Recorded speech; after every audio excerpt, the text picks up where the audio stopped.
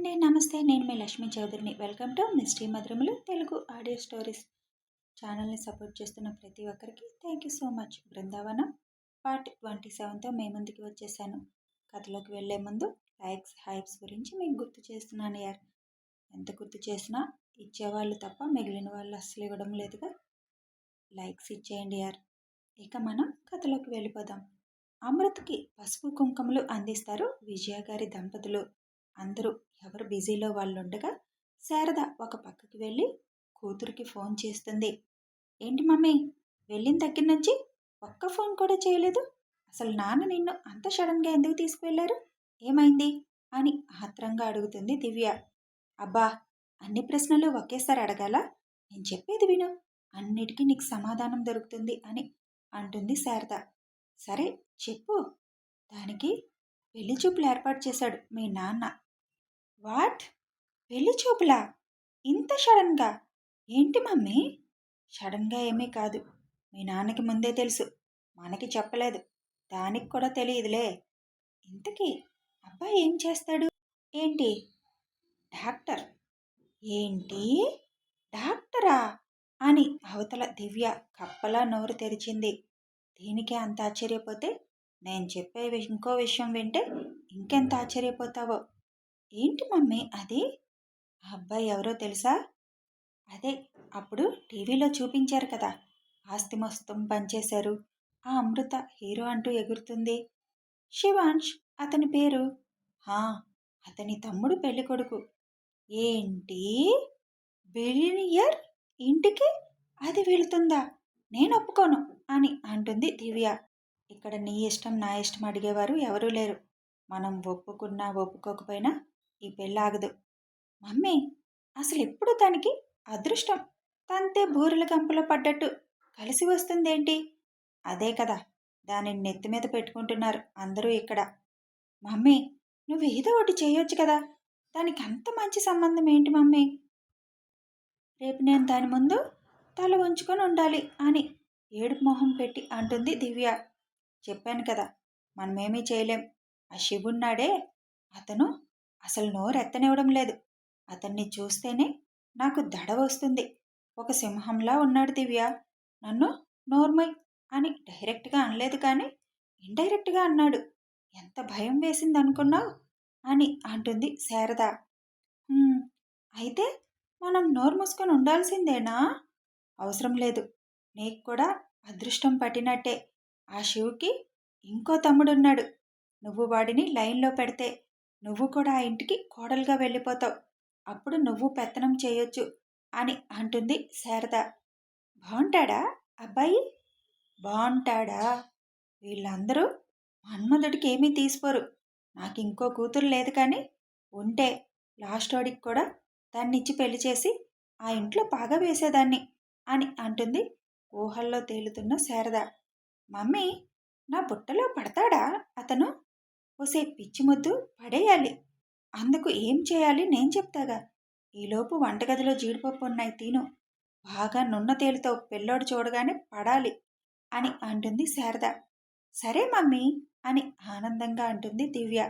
సరే సరే, ఫోన్ పెట్టే, ఇక్కడ జరిగేది నేను వినాలి అని ఫోన్ కట్ చేస్తుంది శారద. దూరంగా పిల్లల్ని ఆడిస్తున్న వరుణ్ మీద ఒక కన్ను వేసి చెవులు మిగతా వారి మాటలు వినడానికి వదిలేస్తుంది శారద. పదండి, అందరం అక్కడ కూర్చుందాం అని అంటున్న ఐషుతో, అక్క, నేను మీతో కొంచెం మాట్లాడాలి అని అంటుంది అమృత. చెప్పమృత అని అంటుంది ఐషు.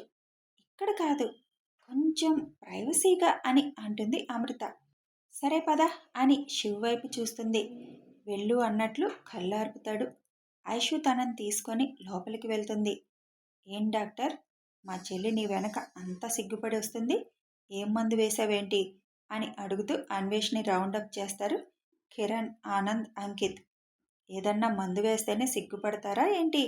పెళ్లి చూపులంటే ఆడవారికి ఉండేదే అది కదా అంటాడు అన్వేష్. ఆహా, మరి తమరి మొహం అంత వెలిగిపోతుందేంటో. నా మొహం ఎప్పుడూ అంతే వెలుగుతుంది కదా బావలు అంటాడు అన్వేష్. అంతలేదమ్మా. అమృత ఇక్కడ ఎంటర్ అయ్యే వరకు ఆ అబ్బాయి ఫేసు ఏదో పోగొట్టుకున్న వాడిలా ఉంది. అమృతని చూసిన మరుక్షణం నుంచి మొహం వెలిగిపోతుంది అని అంటాడు అంకిత్. అదేం లేదు, మీకు సరిగ్గా కనిపించడం లేదనుకుంటా, కళ్ళ డాక్టర్కి చూపించుకోండి అని అంటాడు అన్వేష్. ఓహో, అబ్బాయి గారు ఫుల్ స్వింగ్లో ఉన్నాడుగా. మేమింకా అన్వేష్ నోట్లో వేలు పెడితే చీకడం కూడా రాదు అనుకున్నాం, కానీ ఏకంగా మొక్కలాగేస్తాడు అని అస్సలు ఊహించలేదు బాబు. మీరు అలా అనుకుంటే నాదా తప్పు బావలు? అవునవును, నీది తప్పు కాదు, నిన్ను అమూల్ బేబీ అనుకోవడం మాది తప్పు అని కిరణ్ తల కొట్టుకుంటాడు. ఏంటి, మా అన్నయ్యని ఒక్కడిని చేసి రౌండప్ చేశారు అని వస్తుంది అన్వి. మీ అన్నయ్య ఒక్కడైనా మేం ముగ్గురమైనా పెద్ద తేడా లేదులే. నువ్వు ఎందుకు వచ్చావు చెప్పు అని అడుగుతాడు అంకిత్. మరి మా అన్నయ్య అంటే ఏమనుకుంటున్నారు అంటుంది అన్వి నవ్వుతూ. మేమేమీ అనుకోవడం లేదమ్మా, అనుకున్నా వేస్ట్ అని అర్థమైంది, చూస్తూ ఉండడమే మా పని అని అంటాడు అంకిత్. అక్కడెక్కడ శ్రీ కనిపించకపోవడంతో శ్రీ ఎక్కడ అని అడుగుతాడు ఆనంద్. ఇప్పటిదాకా కూర్చొనుంది కదా, కాసేపు పడుకోమని వదిన తనని లోపలికి తీసుకువెళ్ళింది అని చెబుతుంది అన్వి. కొంచెం మీ అక్కకి ఏదైనా జ్యూస్ ఇవ్వన్వి అని చెబుతాడు ఆనంద్. అబ్బో, మీరు చెప్పకపోతే మేము మా అక్కకి ఏమి ఇవ్వం మరి. మీరివ్వరని కాదు తల్లి, నా బాధ్యత కాబట్టి చెప్పాను, అంత వెటకారం ఎందుకులేమ్మా అని అంటాడు ఆనంద్. అనుకుంటూ అక్కడి నుంచి వెళ్ళిపోతుంది అన్వి. రూమ్లోకి తీసుకువెళ్ళి డోర్ వేసి చెప్పు అమృత అని అంటుంది ఐషు. అమృత చెప్పడానికి కొంచెం సంశయిస్తూ ఉంది. ఒక 5 నిమిషాలు చూస్తుంది ఐషు. అమృత, నువ్వు నన్ను తోడబుట్టిన అక్క అనుకో, నువ్వేం చెప్పాలి అనుకున్నా నిస్సంకోచంగా చెప్పొచ్చు అని అంటుంది ఐషు. అది అక్క, నాకు 15 ఏళ్ళప్పుడు ఒక యాక్సిడెంట్ అయ్యింది. ఆ యాక్సిడెంట్ అయినప్పుడు నాకు పొత్తి కడుపుకి బలంగా దెబ్బ తగిలింది, కాలు కూడా ఫ్రాక్చర్ అయ్యింది. కరెక్ట్గా 10th ఎగ్జామ్స్ అప్పుడు బెడ్ మీద ఉన్నాను. అప్పుడు ట్రీట్ చేసిన డాక్టర్ గర్భసంచికి కూడా తగిలింది అని, దానివల్ల ఫ్యూచర్లో కొంచెం ఇబ్బంది పడతారు అని చెప్పింది. అప్పుడు అర్థం కాలేదు ఏమి ఇబ్బంది అని, ఇప్పుడు అర్థమైంది. ఒకవేళ పిల్లల గురించి చెప్పారేమో అని డౌట్గా ఉంది. నాకు అప్పటి నుంచి ప్రతి నెల నెలసరైనప్పుడు చాలా పెయిన్ వస్తుందక్క. ఒకరోజంతా నరకం చూస్తాను. దానివల్ల నాకు పిల్లలు పుట్టడానికి ఏదైనా ప్రాబ్లం ఉంటుందా? అంటే ఆ యాక్సిడెంట్లో అయిన గాయం వల్ల నాకు అసలు పిల్లలు పుడతారా? టెస్ట్ చేయించుకోవాలి అనుకుంటూనే అశ్రద్ధ చేశానక్క. నేను అసలు అన్వేష్ గారు ఇందాక అడిగినప్పుడు టైం కావాలి అని అడుగుదాం అనుకున్నాను. ఇక్కడ ఒకసారి టెస్ట్ చేయించుకొని డౌట్ క్లియర్ చేసుకుందాం అనుకున్నాను. ఆ తర్వాత పెళ్ళికి ఓకే చెబుదాము అనుకున్నాను. కానీ ఆయన మాటలు విన్నాక నో అని చెప్పలేకపోయాను. కానీ మిమ్మల్ని మోసం చేయాలి అనిపించలేదు. మీరు గైనకాలజిస్ట్ కదా, మీరు చెప్పండి అక్క, దానివల్ల నాకేమైనా ప్రాబ్లం అవుతుందా? పిల్లలు పుట్టడానికి ఏదైనా ప్రాబ్లం ఉంటే ఇప్పుడే చెప్పేయండి అక్క, ఇక్కడితో ఆపేయొచ్చు అని వణుకుతున్న గొంతుతో అంటుంది అమృత. అప్పుడు ఏం చెప్పారు డాక్టర్ అని అడుగుతుంది ఐశ్వర్య. నానమ్మతో చెప్పారక్క, నాకు పూర్తిగా తెలీదు. మందులేమి ఇవ్వలేదా డాక్టర్ అని అడుగుతుంది ఐషు. ఇచ్చారక్క, వాడాను, అయినా ఏమీ తగ్గలేదు. తర్వాత నేను కూడా అశ్రద్ధ చేసేశాను. మొదటి రోజు పెయిన్కి ట్యాబ్లెట్ వేసుకొని పడుకునేదాన్ని అంతే. కానీ ఇప్పుడు అది గుర్తుకొచ్చిందక్క. రేపు నాకు ఛాన్స్ లేదు అని తెలిస్తే పెళ్ళయ్యాక మిమ్మల్ని ఎవ్వరిని ఫేస్ చేయలేను. అందుకే ఇప్పుడే ఏ సంగతి తెలిస్తే ఇక్కడితో అవసరమైతే ఆపేయొచ్చు కదా అక్క అంటుంది. నీ దగ్గర ఆ రిపోర్ట్స్ ఏమైనా ఉన్నాయా అని అడుగుతుంది ఐషు. అక్క, ఉన్నాయి అని ఫోన్లో సేవ్ చేసుకొని ఉంచిన రిపోర్ట్స్ చూపిస్తుంది అమృత. అవి ఐషు చూస్తున్నంతసేపు అమృత టెన్షన్తో చూస్తూ ఉంది. ఎలాంటి విషయం వినాల్సి వస్తుందో అని. ఐషు అదంతా చూసి టెన్షన్ పడుతున్న అమృతను చూసి చిన్నగా నవ్వుతూ, ఇవన్నీ బాగానే ఉన్నాయి అమృత, నీకేం ప్రాబ్లం లేదు. అయినా రేపొకసారి హాస్పిటల్‌కి రా. అసలు ఆ నొప్పి ఎందుకొస్తుంది అని చూస్తాను అని అంటుంది ఐషు. అలాగే అక్కా. నిజంగానే ఏం ప్రాబ్లం లేదా అక్కా? అని అడుగుతుంది. లేదు. ఒకవేళున్నా నేనున్నాను కదా! నేను చూసుకుంటాను. నువ్వసలు దాని గురించి ఏమీ ఆలోచించకుండా హ్యాపీగా ఉండు. మా మరిది గురించి కలలు కంటూ అని అమృత బుగ్గలు లాగుతూ అంటుంది ఐషు. అమృత చిన్నగా బ్లష్ అవుతూ ఐషుని హత్తుకొని, నిజంగా ఇప్పుడు చాలా రిలాక్స్‌గా ఉందక్కా. నాన్న పెళ్లి చూపులన్నప్పుడు నాకిదే ఆలోచన. కానీ శివ్ షర్‌ని చూడగానే సగం మరిచిపోతే, మీ మరిది మాటలతో అసలు విషయం మరిచిపోయి ఓకే చెప్పేశాను. కానీ మళ్ళీ వెంటనే నా మనసు నాకు గుర్తు చేసింది. వెంటనే నువ్వు గైనిక్ కదా! అందుకే మాట్లాడాలి అనిపించింది. రేపొద్దున నా వల్ల ఎవరూ బాధపడకూడదు కదా! అందుకే ముందే తెలుసుకుంటే తప్పుకుందాము అనుకున్నానక్కా. పిచ్చి. నీకు ప్రాబ్లమ్ ఉన్నా వదిలేస్తాడనుకున్నావా నా మరిది?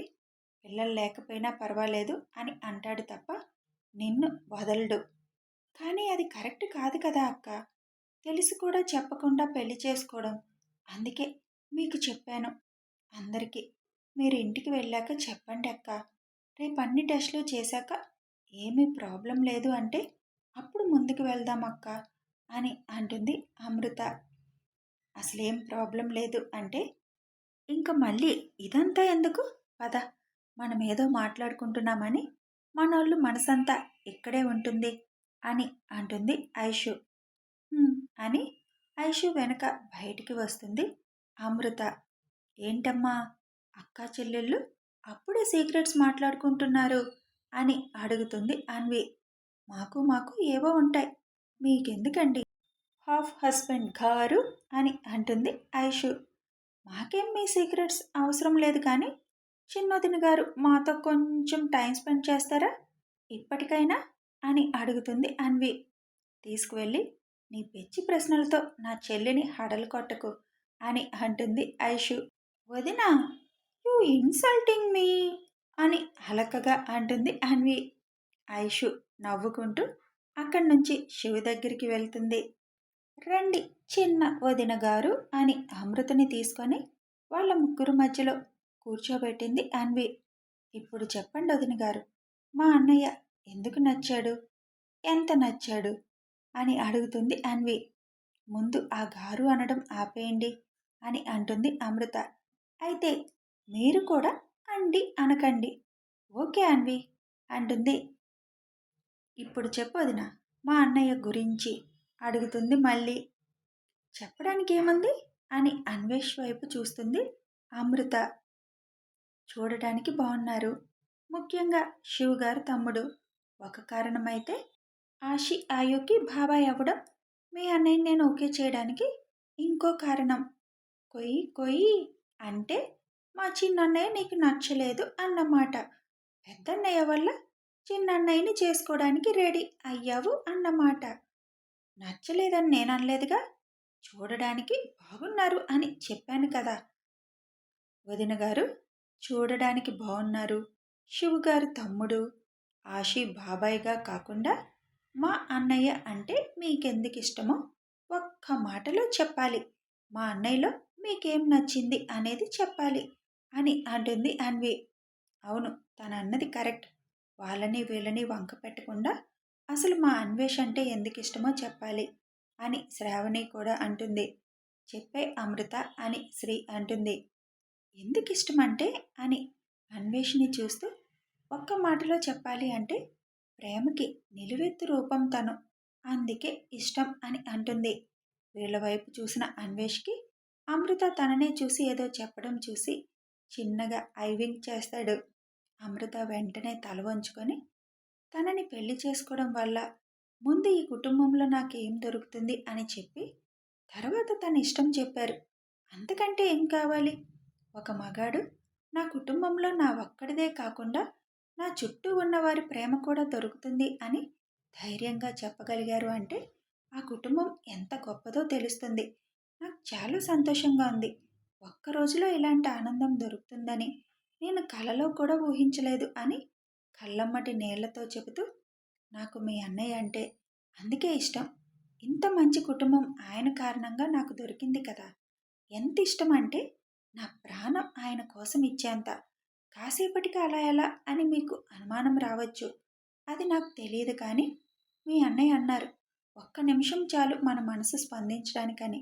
బహుశా అదే అయ్యిందేమో నాకు కూడా అని ఒక ఫీల్‌తో చెబుతుంది అమృత.